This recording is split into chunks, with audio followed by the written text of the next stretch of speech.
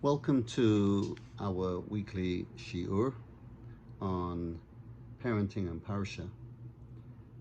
And I'd like to share today a simple idea. It's a simple idea that actually makes its own sense. You don't really need to delve into it that much in order to be able to see it, but sometimes that which is simple is sometimes the most complex.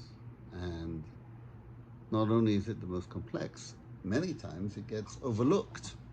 And so I think it's worth for a moment to dwell on this in this week's Parasha of Parashat Naso and talk about a very simple idea that is clear within the context of one of the messages in this week's parasha, but at the same token, even though it's abundantly clear in and of itself, it also has a very important impact on the way we lead, in the way we lead as parents, the way we interact with our children, the way we lead the organizations, schools, Bate Knesset, shuls, companies, it doesn't matter.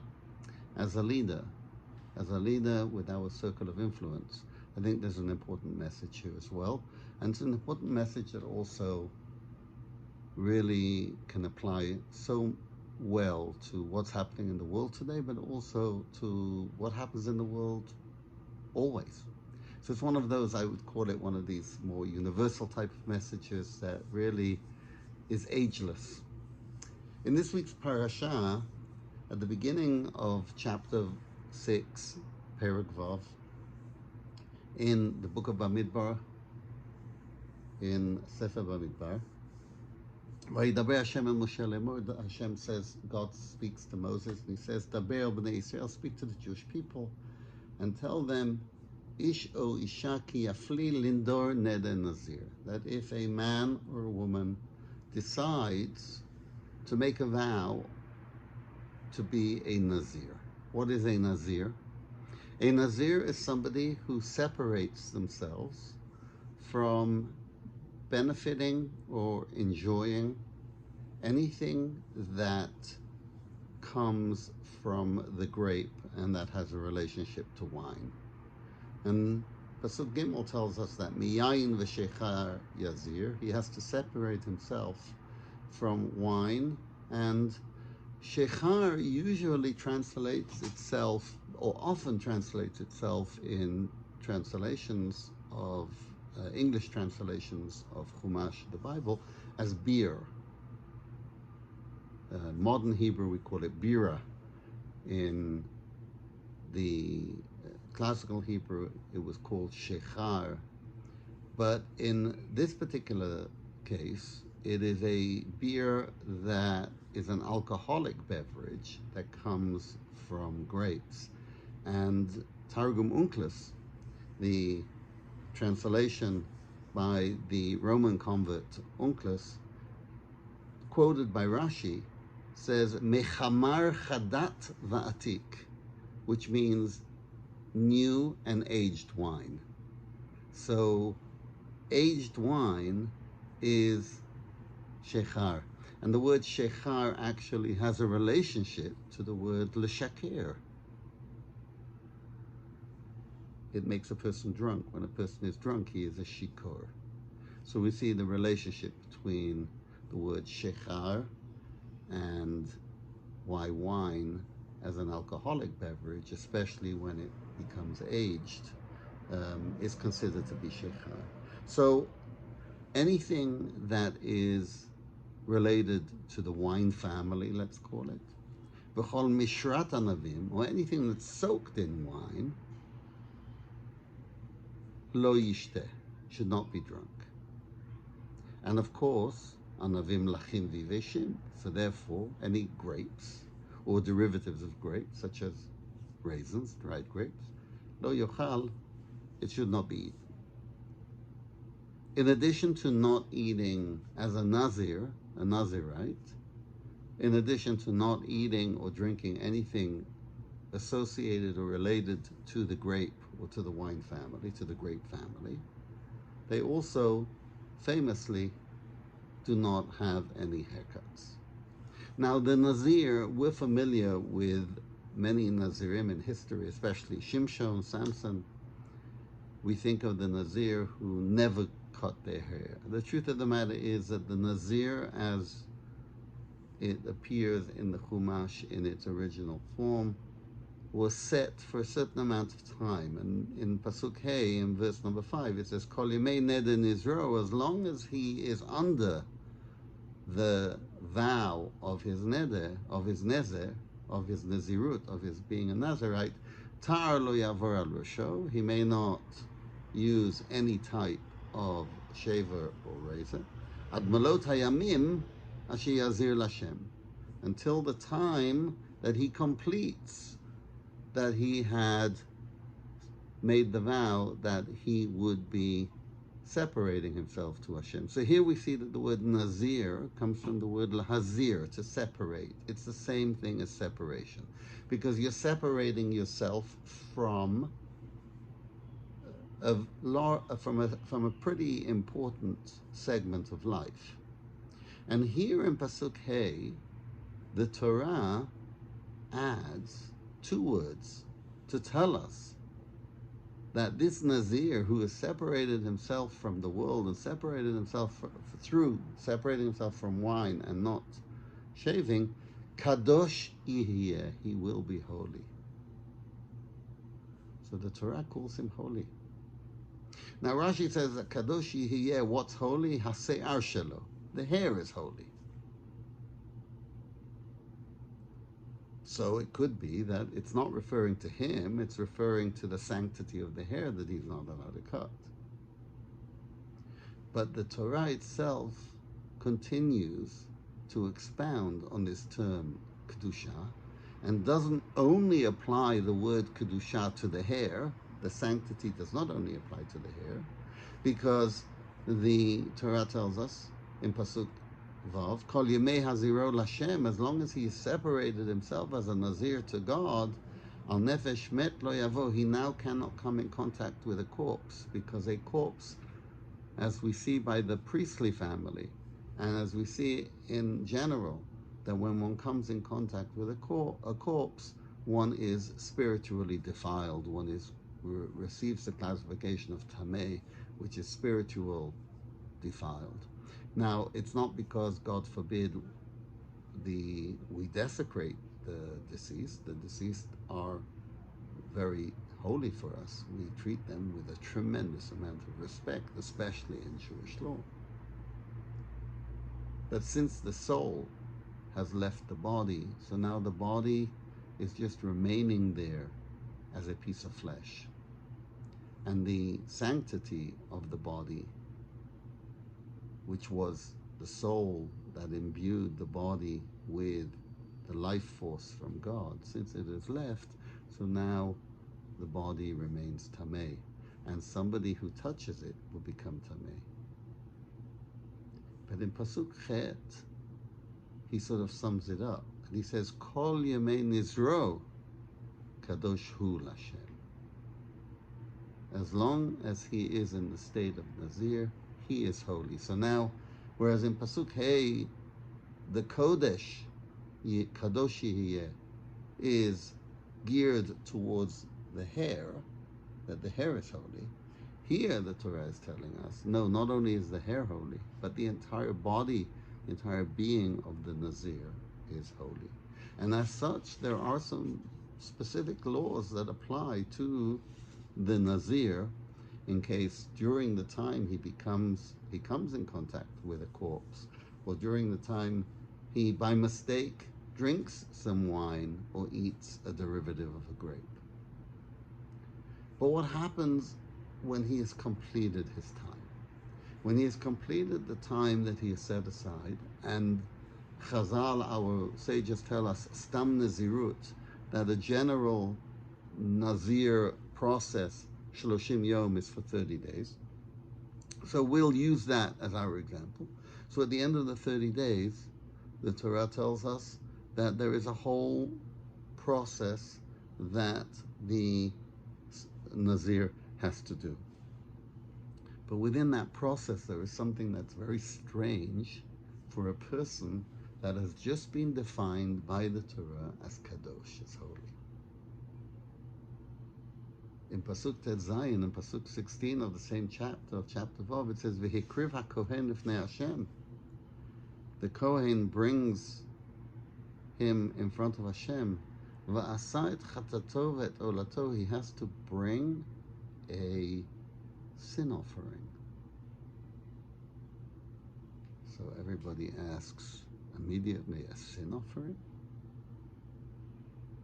Why would a Nazir who is Kadosh, who is classified as holy, at the end of the time of his Nazirut, why would he have to bring a sin offering? Why would he bring something that is used or brought when a person commits an error, when he commits an inadvertent sin?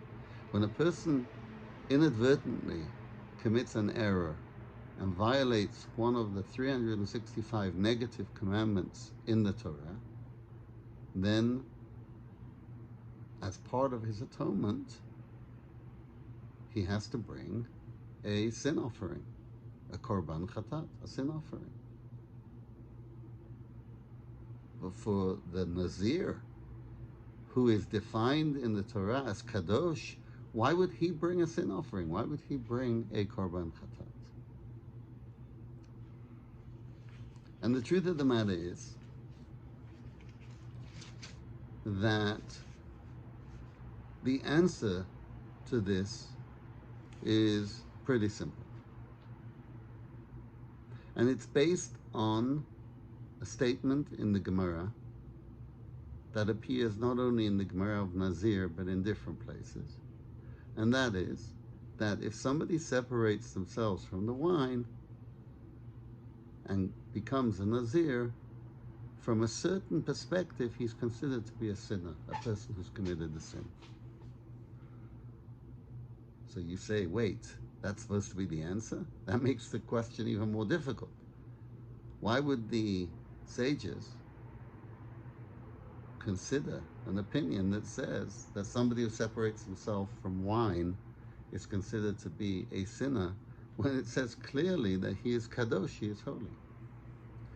And so to understand this, we'll go back to something that everybody is familiar with who has participated in these parenting and Parasha Shiurim, and that is that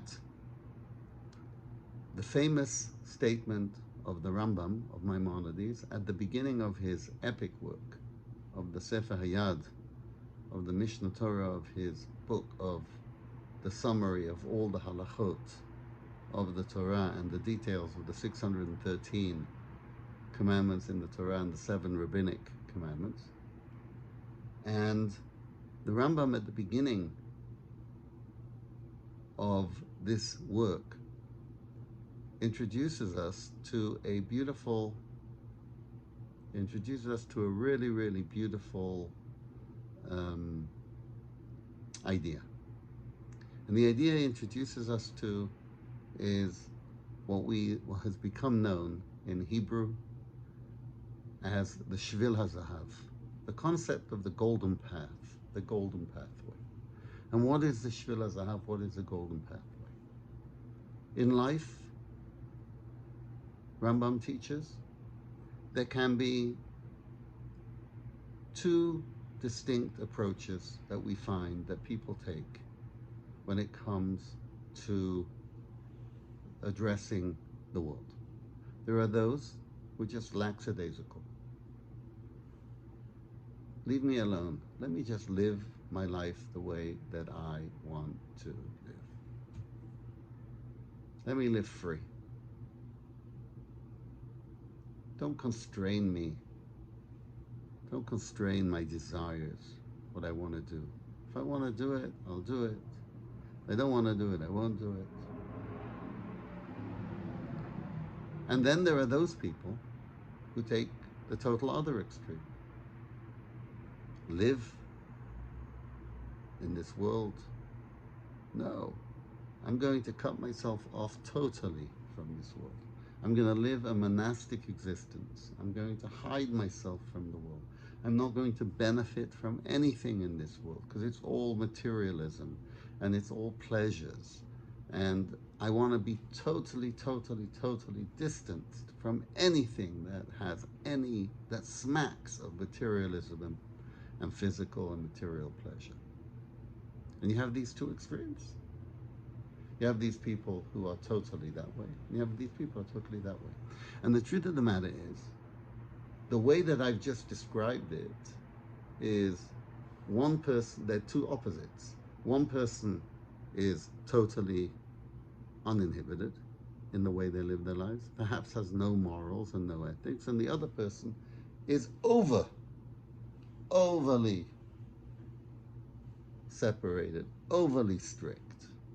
So these are two opposites. But the truth of the matter is, the Rambam also gives us an example where you have two people who are following a moral code and following an ethical conduct. However, they also can find themselves on two ends of the spectrum. And if we use, for example, one of the most common things in our lives, charity. There are those people who their entire existence is, why should I help that person? If I help that person, then they're not going to help themselves. And they don't want to help at all. And it doesn't necessarily mean that they don't believe in giving charity. They may give charity, but only in the most extreme cases. They live a miserly life, and sometimes they may do it even for the right reason, because on their head, they want to make sure that there's nobody getting a free ride in this world. On the other hand, you have those people who everything they own, they give away, to the point where they themselves don't have what to live on. And you have these two extremes. Says the Rambam, tells us Maimonides, neither of these extremes is the way to go. What is the way to go? The Shvil HaZahav, the golden path, is to find the happy medium. There is always a happy medium. There's always the middle road. You give charity, and sometimes you can overgive. It's okay, it's not the end of the world. But don't overgive to the point where you're left with nothing, or the person who's receiving never learns how to get a job. There's a balance, and that's the golden path. But the Rambam tells us that every once in a while, we need to shake things up. Every once in a while, if a person finds themselves too stingy, too miserly, you have to break that little leaning or tendency that you have to be overly harsh, and sometimes be a little more lenient than you would. Or sometimes somebody is too lenient, be a little overly harsh on yourself, just once in a while. You're allowed to veer to the right or veer to the left a little more than you need to in order to rebalance and recalibrate back to the middle path. So, using this theory, this is what's happening here by the Nazir. The ideal Nazir is a person that every once in a while says, you know, I need to have a day of Yom Kippur. I have to have a day of atonement. Maybe I've been a little too lackadaisical in the way that I'm treating people, or I'm disconnected from studying God's Torah, or from doing things for my community, or for others, or even for myself that help to make me into a better person. So every once in a while, it's okay to be a Nazir. They have to know that at the end of that extreme moment, bring a sin offering, because you have to know that's not the perfect way. The balance that you had to take to go to one side or the other side is only a recalibration, because the answer is the Shvil HaZahav, the golden path. And if somebody doesn't follow the golden path enough, that they need to constantly recalibrate, then it's worth bringing a sin offering every once in a while to reflect what I'm doing wrong that's keeping me off the straight and narrow. And I think this is a very, very important thing for us to think about with our children. I often see that it's easier to scare people into doing things, and children also, especially. You can't do this because if you do this, then this, and don't do this, and don't do this. And people comply so much easier when you stop them doing it. When there's something radical happening, people follow radical ideas. It's so much easier to get them there. But unfortunately, the end result of a radical idea, or if a radical idea is used too much or too often, it's not sustainable. And it leads to anarchy, it leads to results that are not positive.